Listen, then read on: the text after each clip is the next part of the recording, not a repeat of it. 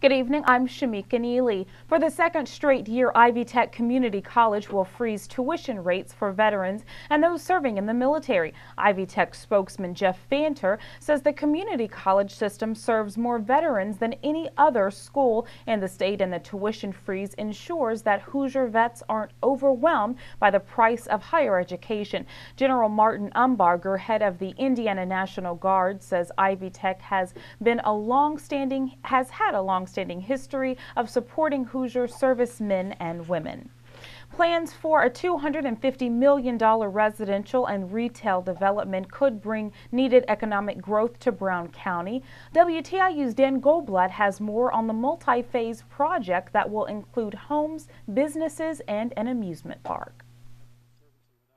Architect Bert Perdue's vision for the 180-acre Schooner Valley Village is a stark contrast from the abandoned ski resort that now sits along Highway 46 between Nashville and Bloomington.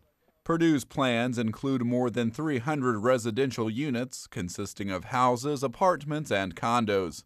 He says there will be more than 60,000 square feet of commercial retail space, a resort-style hotel, an indoor water park, an assisted living center, and, paying homage to the land's previous use, a ski slope. Perdue says the village will be an ecologically sustainable community with its own green water treatment facilities. And rather than just putting curb inlets in the curbs of the streets, basically what you do is you take opportunities for filtering the water to remove the contaminants. Then it'll move through the ground and then eventually to the creek. By the time it gets there, it's been cleaned up.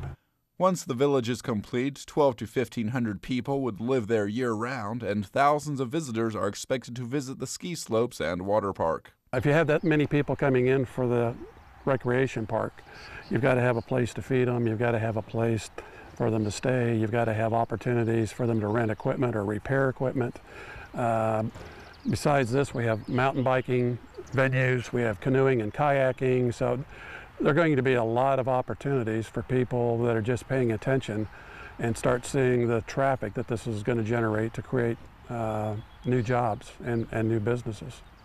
Perdue doesn't have financing for the project yet, but says he hopes to begin securing investors by the end of the summer. For WTIU News, I'm Dan Goldblatt.